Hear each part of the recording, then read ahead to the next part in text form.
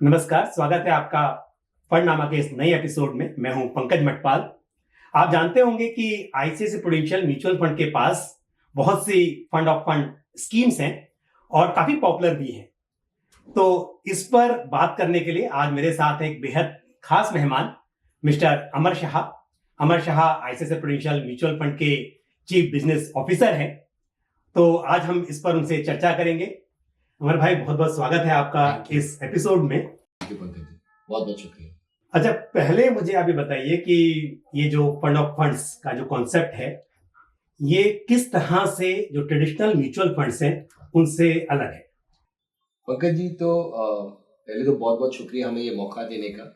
और आपके सवाल पे आता हूँ। फंड ऑफ फंड एक बहुत सिंपल कॉन्सेप्ट है। हमारे पास एक म्यूचुअल फंड स्कीम है, range of mutual fund scheme है।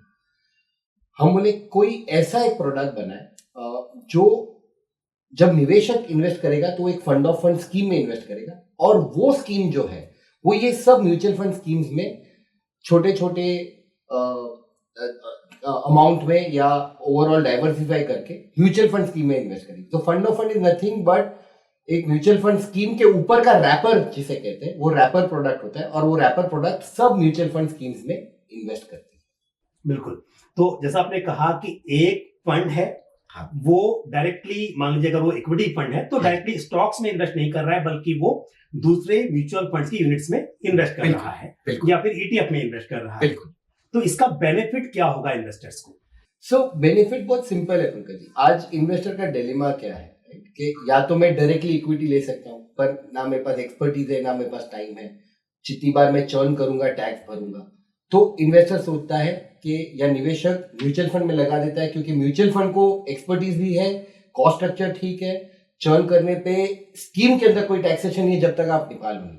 अब फंड ऑफ फंड में बहुत बार इन्वेस्टर को ये डिसीजन लेना होता है कि म्यूचुअल फंड कौन सा लेना है। आपने उस डिसीजन को भी एक फंड मैनेजर को दे दिया, एक एक्सपर्ट को दे दिया, राइट। सो आपको आज लार्ज कैप पसंद है, कल स्मॉल कैप पसंद होगा, मिड कैप होगा, कभी बैंकिंग फंड पसंद होगा, कोई फिक्स्ड इनकम प्रोडक्ट पसंद होगा। अलग अलग मार्केट पे आपके अलग अलग व्यू होंगे, और उस वक्त आपको पोर्टफोलियो को चर्न करने की जरूरत होगी एज अ कस्टमर।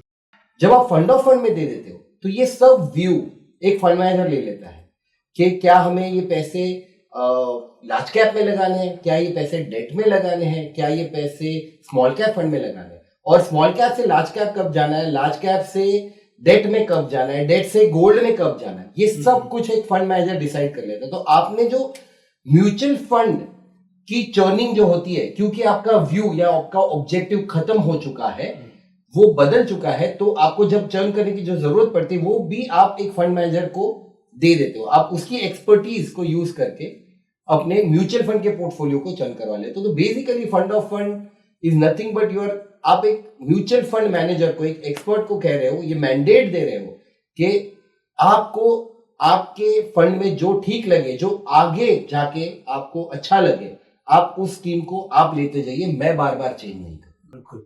तो आप कह रहे हैं कि पोर्टफोलियो में रीबैलेंसिंग जो है वो टाइम टाइम पर होती रहती है। बिल्कुल। फंड मैनेजर पोर्टफोलियो की रीबैलेंसिंग करते हैं जरूरत के हिसाब से। बिल्कुल। तो इससे हम उम्मीद कर सकते हैं कि जिस वक्त पर जिस तरह के मार्केट कैप के लिए अच्छी सिचुएशन होगी या एसेट्स के लिए ज्यादा अच्छा रहेगा, उस तरह से चेंजेस होंगे। बिल्कुल। तो मुझे इसको इस तरह से एक्सप्लेन कीजिए कि रिस्क मैनेजमेंट के हिसाब से ये कैसे बेनिफिशियल हो सकता है।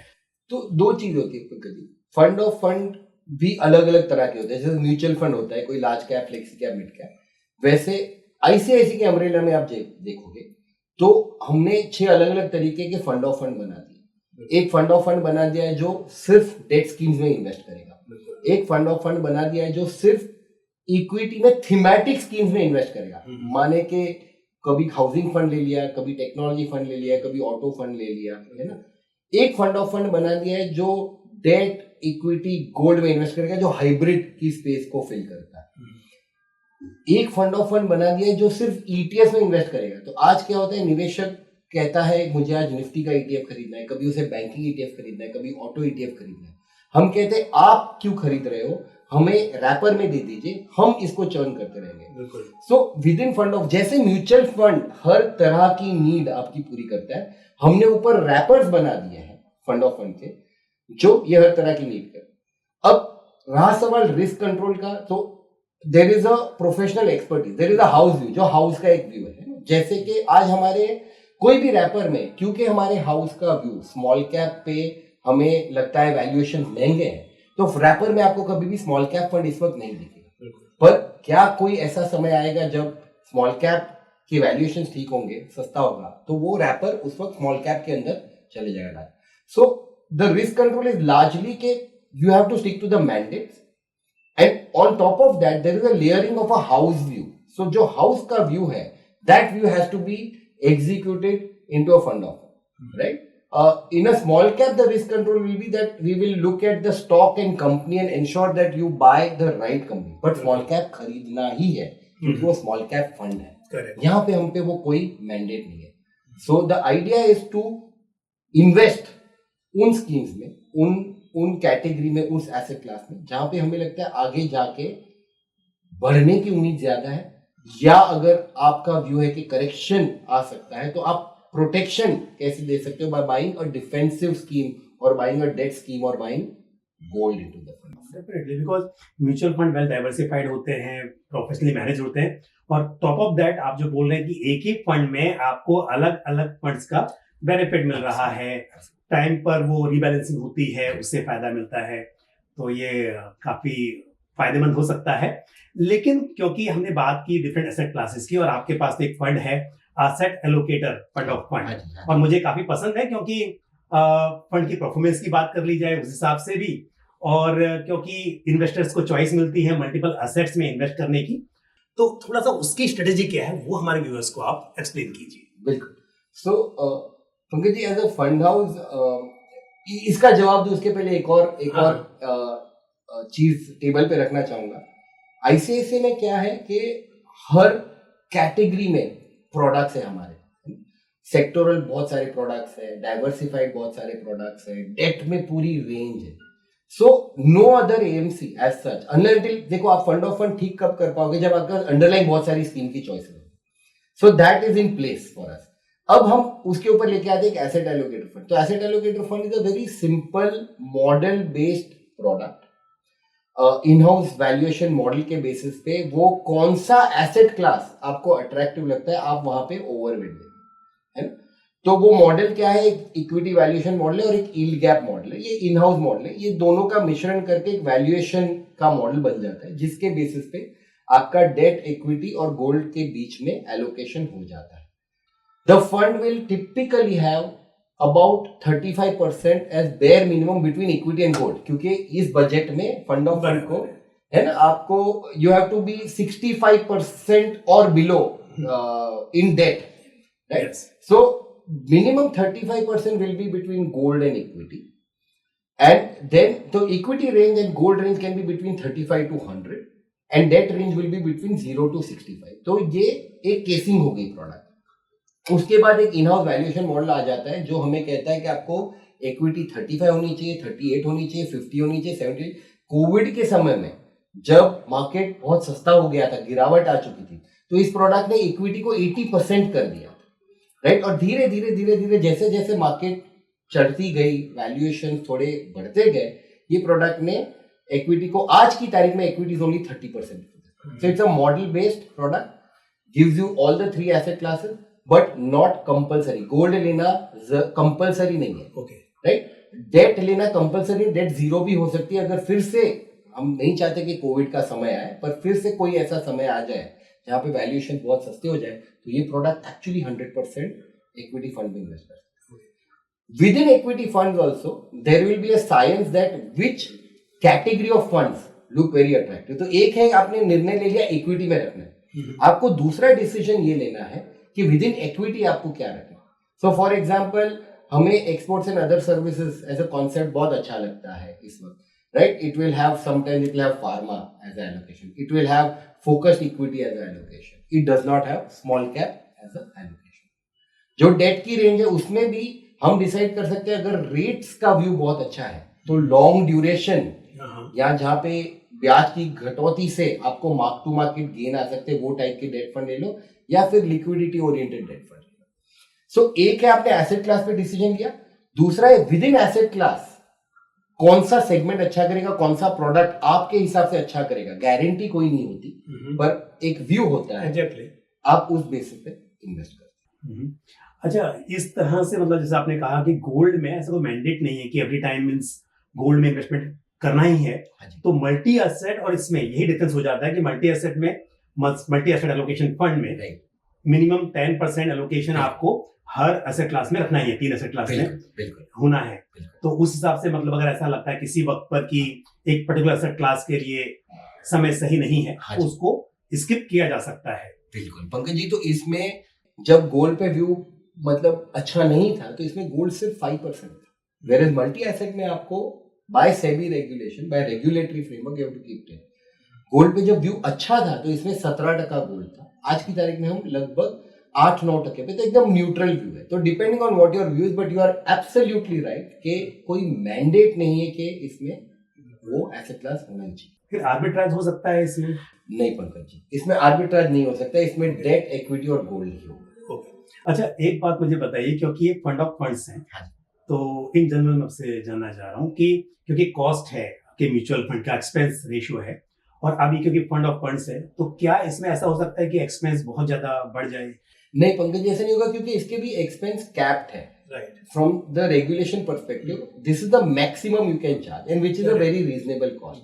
सो अगर अंडरलाइन कॉस्ट म्यूचुअल फंड की स्कीम जहां पे आप डालते हो उसकी एक्स है, तो आप इन दोनों का डिफरेंस ही चार्ज कर सकते हो, आप उसके ऊपर और दूसरे 2%, 2.25% वो नहीं चार्ज कर सकते। तो अगर regulatorily total expense is capped at suppose 2% for example, और अंडरलाइन स्कीम के वेटेड एवरेज एक्सपेंस अगर 50 बेसिस पॉइंट्स है, तो आप 1.5 ही चार्ज कर सकते हो। आपको टोटल सेबी रेगुलेटेड एक्सपेंस में या रेगुलेटरी एक्सपेंस के अंदर ही, उस दायरे में ही कस्टमर को चार्ज करना है। तो मतलब इन्वेस्टर्स को इतनी चिंता करने की जरूरत ना। नहीं, कि मन में आ सकता है कभी भी एक फंड ऑफ फंड स्कीम है, और आजकल इन्वेस्टर्स बहुत रिसर्च भी करते हैं, इस तरह से देखते हैं, तो ऐसा क्योंकि वेल रेगुलेटेड है एक्सपेंस रेशियो, तो उसके ऊपर तो नहीं जा सकते, तो वो चिंता करने की जरूरत नहीं है। अच्छा, मुझे इन जनरल आप बताइए कि फंड ऑफ फंड स्कीम्स के लिए किस तरह के investors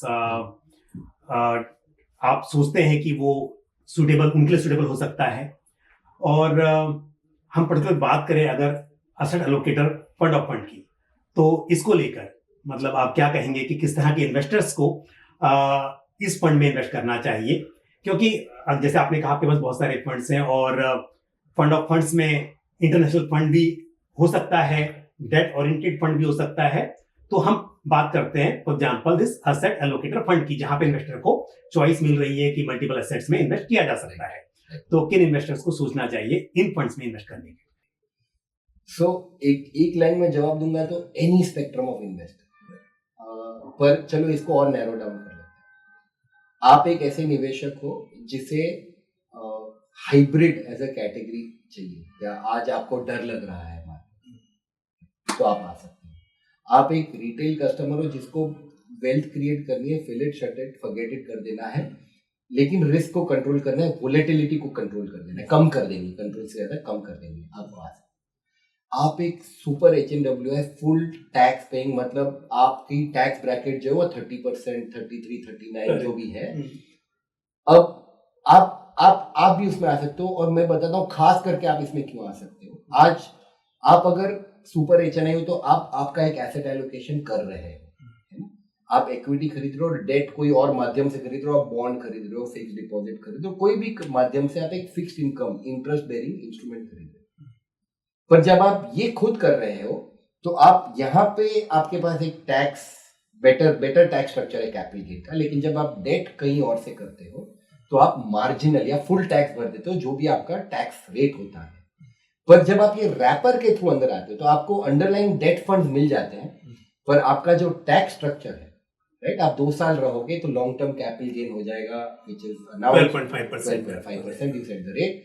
so I think it is suitable even for a very high tax bracket. So right from a retail person to anybody, or from say Kashmir to Kanyakumari, if I have to put the length of the country, हर तरह का customer इसमें निवेश कर सकता है। आप मुझे बताइएगा, मैं सही हूँ? पहली बात, कोई भी नया इन्वेस्टर जिसे बहुत ज्यादा समझ नहीं है म्यूचुअल फंड की भी, और उसे समझ भी नहीं आता है कि कब इक्विटी में करना है, कब डेट में करना है, कब गोल्ड में करना है, शुरुआत कर रहा है, क्या वो इन्वेस्टर इसमें इन्वेस्ट कर सकता है, बिल्कुल सही है उसके लिए। दूसरी बात, आपको पता है सब कुछ, लेकिन जैसा आपने कहा कि डेट में इन्वेस्ट करेंगे और वहां पर टैक्सेशन आपको ज्यादा एप्लीकेबल होगा, बट आपने एसेट एलोकेटेड फंड ले लिया, उसमें आपका डेट भी आ गया, लेकिन जो टैक्स एप्लीकेबल हो रहा है वो टैक्स एफिशिएंट है, क्योंकि आपके 2 साल होल्ड करने के बाद में ये लॉन्ग टर्म कैपिटल गेन के लिए एलिजिबल हो जाता है, तो इस हिसाब से अच्छा है। थर्ड थिंग, एसडब्ल्यूपी के लिए आपकी क्या ओपिनियन है कि एसडब्ल्यूपी के लिए, क्योंकि हम ये सोचते हैं कि आपका जितना रिटर्न्स की उम्मीद करें उससे ज्यादा ये भी इंपॉर्टेंट है कि आपको ज्यादा उतार चढ़ाव का जोखिम ना रहे आपके पोर्टफोलियो में, उस हिसाब से एसडब्ल्यूपी के लिए ये स्कीम कैसे रहेगी? मैं एकदम ऑनेस्ट ओपिनियन दूंगा पंकज जी, अगर आपको एसडब्ल्यूपी करनी है तो शायद मैं बैलेंस एडवांटेज फंड चूज करूंगा। उसका रीजन ये है कि इस प्रोडक्ट में अगर आपने 2 साल के पहले विड्रॉल कर लिया, हालांकि जब आप इनिशियली विड्रॉल करते हो तो बहुत सारा प्रिंसिपल निकालते हो, गेन बहुत मामूली होती, पर उस मामूली गेन पे भी आपको फुल टैक्स लग जाएगा। Whereas a balance advantage fund will be 20% because of the short term capital gain nature. So अगर आपको डे 1 से एसडब्ल्यूपी करनी है ना, तो I will be honest, a balance advantage fund is a superior product. पर अगर आपको फ्यूचर में एसडब्ल्यूपी करनी है कि आप इस वक्त बिल्ड कर रहे हो और फिर उससे कैश फ्लो लेने वाले, तो ये बहुत बढ़िया प्रोडक्ट। पर अगर पहले 2 साल में आप इसमें एसडब्ल्यूपी करोगे तो जो भी मामूली गेन होगी उस पर tax unfavourable. So I would still as a advice give balance advantage fund to that customer rather than asset allocated. अच्छा, अब बात करते हैं जो आपने थोड़ा सा बताया कि टैक्स में जो चेंजेस आए हैं, कि हम जानते हैं अगर 65% मिनिमम एलोकेशन है आपका आपके पोर्टफोलियो में इक्विटी का, तो वो क्वालिफाई हो जाता है आपके 1 साल के बाद में लॉन्ग टर्म के लिए और 1 साल से पहले शॉर्ट टर्म। अगर डेट 65% है तो फिर वहां पर आपको ये शॉर्ट टर्म लॉन्ग टर्म का कोई बेनिफिट नहीं मिलेगा और जो भी प्रॉफिट होगा वो स्लैब रेट पर टैक्सेबल होगा। अब ये तीसरी कैटेगरी जहां पर ना इक्विटी एलोकेशन 65% है ना डेट 65% है, जिसकी हम बात कर रहे हैं, उसमें इंटरनेशनल फंड हो, उसके अंदर एसेट एलोकेटर फंड हो, यहाँ पर टैक्सेशन है। तो इसको भी आप हमारे व्यूअर्स के लिए थोड़ा सा और एक्सप्लेन कर दीजिए कि इस बजट के बाद ये क्यों अट्रैक्टिव हो गया है। और इसके बाद सवाल और पूछूंगा आपसे मैं कि क्या ऐसा लगता है कि आने वाले समय में और भी इनोवेटिव प्रोडक्ट्स इस कैटेगरी में फंड ऑफ फंड्स में शायद लॉन्च हो सकते हैं? तो पहले तो टैक्स को लेकर थोड़ा सा और विस्तार से बताओ। एक्चुअली मैं बता देता हूं, पर आपने बता दिया is on a lighter side, right, that आपने बहुत सही कहा कि अगर 65% के ऊपर डेट है तो मार्जिनल टैक्स है, फुल टैक्स लगेगा आपको। 65% इक्विटी है तो आपका 1 साल टैक्स सेम है पर टाइम पीरियड 1 साल हो जाएगा। और मैं बोलता हूँ तीसरी कैटेगरी है, अब इस तीसरी कैटेगरी में ना इक्विटी 65 है ना डेट 65 है। अब आप इस तीसरी कैटेगरी में फंड ऑफ फंड ले लीजिए, आप गोल्ड ले लीजिए, आप सिल्वर ले लीजिए, आप लेस देन 65% डेट ले लीजिए। आई थिंक क्या हुआ था पंकज जी कि ये 2023 के बजट के पहले ये सब लॉन्ग टर्म क्वालिफाइड होते थे 3 ईयर विथ इंडेक्सेशन। 2023 में दैट टैक्स वेंट अवे। सो ये प्रोडक्ट्स एसेट एलोकेटेड फंड की बात करते हैं ना, 2019 में हमने इसकी शुरुआत की थी। The fund became almost 18,000 crore before 2023, right. Customer का एक्सपीरियंस अच्छा था, मार्केट ऊपर जाती थी तो 78% पार्टिसिपेशन होता था, नीचे जाती थी तो मार्केट से बहुत कम गिरता था। नेट आपने 40-45% इक्विटी रख के 80% पार्टिसिपेशन इक्विटी के साथ दे दिया लोगों को। That they have reversed in 2024 budget, and because of which बहुत सिंपल है दैट ऐसे भी जब लोग निवेश करते हैं तो 1 साल के लिए तो नहीं करते, 1 साल के लिए करना भी नहीं चाहिए, है ना। इक्विटी में तो बिल्कुल ही नहीं करना चाहिए। तो 2 इयर्स प्लस अगर आप रखते हो तो इसमें आपका टैक्स जो है वो सेम रेट सेम होगा, 12.5। खाली फर्क ये है कि इसमें शॉर्ट टर्म जो होगा वो आपको आपके टैक्स स्लैब के हिसाब से लगे। बट भाई आप एग्री करेंगे मेरे साथ में कि अगर आप इक्विटी में निवेश कर रहे हैं और अगर वो मतलब एक ऐसा फंड भी है, हाइब्रिड फंड है, जहां पर इक्विटी एलोकेशन ठीक ठाक है, तो फिर मतलब ही नहीं बनता है कि आप उसे 1-2 साल के हिसाब से सोचें। बिल्कुल। तो अगर आप यहाँ पर लॉन्ग टर्म में सेम टैक्स पा रहे हैं जो कि इक्विटी में है, तो मेरे हिसाब से तो ऑलमोस्ट सेम ही है, कोई अंतर नहीं है। और अच्छा हुआ कि इंटरनेशनल फंड में भी देखिए बहुत इन्वेस्टर थोड़े से डिसअपॉइंटेड थे हाँ जी, कि वो इक्विटी ही है बट आपको अल्टीमेटली टैक्स जो लग रहा है वो फिर आपके स्लैब रेट पर लग रहा है तो थोड़ा महंगा पड़ रहा है, तो ये भी अच्छा हो गया। बट हाँ, यहाँ पे एक चीज है, अगर कोई ऐसा फंड ऑफ फंड्स है जिसका इन्वेस्टमेंट टोटली डेट में ही हो रहा है तो फिर वहां पर आपका जो टैक्सेशन है वो डेट वाला एप्लीकेबल होगा। बाकी सभी के लिए जहाँ पे, क्योंकि मोस्टली फंड तो अगर मैं आईसीएस प्रोड्यूसर की बात करूं तो चाहे वो इंटरनेशनल फंड्स हो या वो आपके थीमेटिक एडवांटेज फंड हो, एसेट एलोकेटर फंड हो, सबके लिए ये जो टैक्स बदलाव हुआ है ये बहुत ही फायदेमंद है। तो मेरा दूसरा क्वेश्चन था कि क्योंकि अब ये जो फंड ऑफ फंड्स हैं काफी अट्रैक्टिव हो गए हैं, तो क्या ऐसा लगता है कि आने वाले समय में इस तरह के और इनोवेटिव फंड्स लॉन्च होंगे? बिल्कुल होंगे। एक पहले क्या होगा कि आई थिंक हर कॉम्पिटिटर भी आइडियली करेगा। पहले कोई रीजन नहीं था, एटलीस्ट 2023 के बाद कोई कारण ही नहीं था कि इसमें इन्वेस्ट किया जाए, आई थिंक इसके प्रोडक्ट लाए। तो दो चीजें होंगी। I think you will have a situation where you will have more and more AMCs launching these kind of products. In fact, one of the innovation that we have already done, जो हमने कर दिया है, हमारे पास एक India equity fund of fund है। Okay. अब लोगों को लगता है कि हम आईसीआईसीआई का फंड ऑफ फंड खरीदेंगे तो सब आईसीआईसीआई के प्रोडक्ट्स होंगे, लेकिन India equity fund of fund में एक्चुअली हमने इन्वेस्ट दूसरी एएमसीज के इक्विटी फंड में भी किया, राइट? जो प्रोडक्ट हमें अच्छा लगता है तो हम रिसर्च करते हैं, हम रिसर्च करते हैं उस स्कीम पे, हम रिसर्च करते हैं उन स्कीम के पोर्टफोलियो पे, हम रिसर्च करते हैं फंड मैनेजर के ट्रैक रिकॉर्ड पे, हम रिसर्च करते हैं फिलोसफी पे, और हम एक्चुअली दूसरी एएमसी की स्कीम्स भी। तो इन्वेस्टर भी, म्यूचुअल फंड में बेस्ट पार्ट क्या है पंकज जी पता है? कि लोग बोलते हैं मैं म्यूचुअल फंड में डाइवर्सिफाई करता हूँ। आपने 3 लार्ज कैप फंड खरीद लिए, पर आप जब तीनों का जोड़ते हो तो आपके स्टॉक्स ऑलमोस्ट सिमिलर होते हैं, राइट? सो कस्टमर को डाइवर्सिफिकेशन चाहिए, हालांकि जरूरत नहीं होती, क्योंकि अपने अगर आपने 2 स्कीम खरीदी तो आपने लगभग मार्केट के सब अच्छे स्टॉक्स आपके पास आ जाते हैं। So because customer wants that we said can we create a product, क्या हम ऐसा प्रोडक्ट बना दें कि कस्टमर बोले अच्छा आपसे ले रहा हूँ, आप सिर्फ आईसीआईसीआई दोगे तो मुझे ठीक नहीं लगता, मुझे तो कुछ और भी चाहिए, तो बोलता है चलो वो भी मैं आपके लिए चूज कर देता हूँ। So today in the name of innovation, and I think it will further continue, very difficult to say what next, but today we have something called Pankaj ji passive multi asset fund of fund. तो अब तक हम asset allocator की fund of fund की बात कर रहे थे। ये जो फंड ऑफ फंड है वो सिर्फ ईटीएफ में इन्वेस्ट करता है, gold silver ETF, debt ETF, international ETF. There are 36 schemes that are shortlisted. आपको कभी आपको जापान में डालना है, कभी चाइना में डालना है, कभी ऑयल एंड गैस में डालना है, कभी एआई में डालना है, कभी टेक में डालना है, यूएस में डालना है, इमर्जिंग मार्केट्स में डालना है। So all the ETF internationally, all the ETF domestic, gold silver ETF and all the debt ETFs, 10-year GSEC, 5-year GSEC, liquid ETF. So आप सोचिए कि आपको international commodity debt equity low cost ETF format का भी एक wrapper हमने बना दिया, okay, right? Which means you have to just fill it shut. आपको डाल के भूल जाना है, क्योंकि आपने सब कुछ ले लिया जो आपको लेना चाहिए।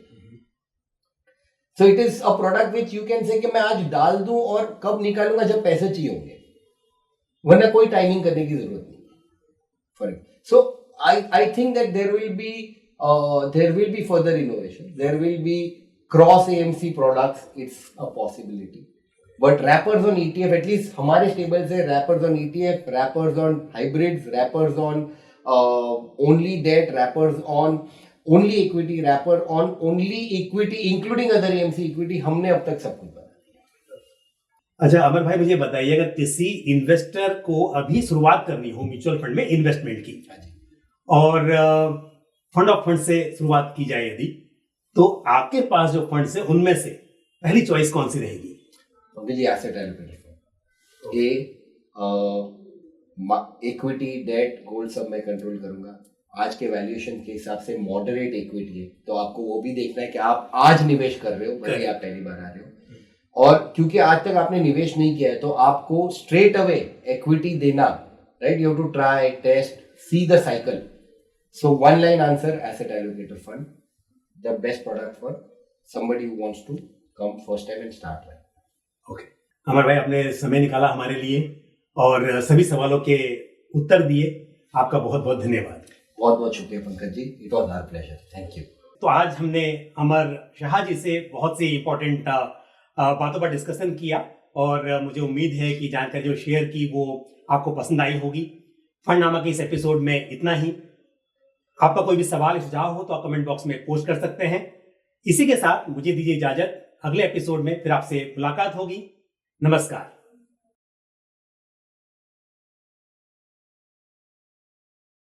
म्यूचुअल फंड निवेश बाजार जोखिमों के अधीन है। योजना से संबंधित सभी दस्तावेजों को ध्यान से पढ़ें।